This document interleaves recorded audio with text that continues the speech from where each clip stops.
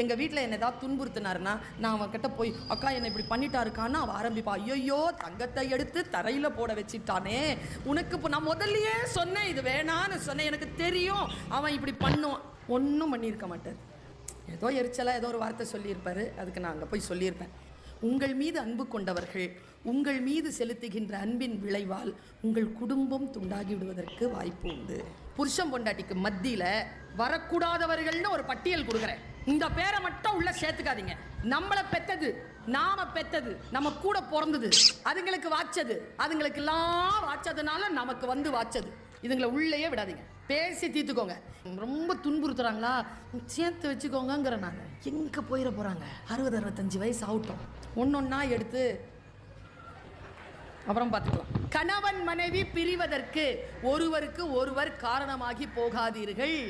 குடும்பம் சேர்ந்தே இருக்கட்டும்.